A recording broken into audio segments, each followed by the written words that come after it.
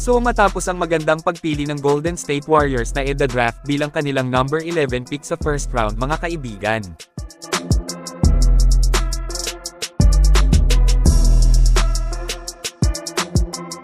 Ay kasunod naman ang pagpili nila dito kay J. Jones na isang wing din na may tangkad na 6'7". Isang matinik na two-way player ito, may pambihirang bilis kalabaw kung umatake sa loob, sobrang lakas nito at may outside shooting din siya, mamaw rin pagdating sa depensa, multiple position din ang kayang bantayan ni J. Jones. Matured yung laruan niya, parang Ge Santos yung dating, pareho nga rin pala sila ng height ni Ge, pero mas malaki at mas mabigat itong si Jones, tumitimbang siya ng 99 kilos, si Ge Santos ay 84 lang.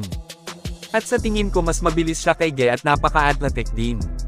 Sa walang ideya kung gaano kamamaw maglaro itong number 54 pick ng Warriors. Ay ito, panoorin nyo po hanggang dulo mga kaibigan, parang hindi pang second rounder ang galawan niya.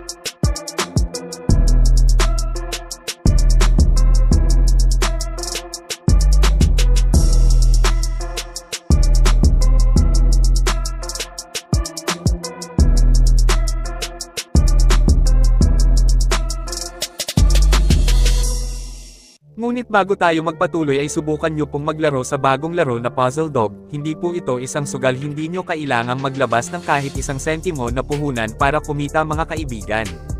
Magsipag lang sa paglalaro, gawin ang daily task na hinihingi ay kikita na kayo kahit nasa bahay lang. Ang maganda sa Puzzle Dog ay mabilis ang pag-withdraw, hindi kagaya sa ibang laro. I-click lang ang link na nakapin sa comment section. Maraming salamat po.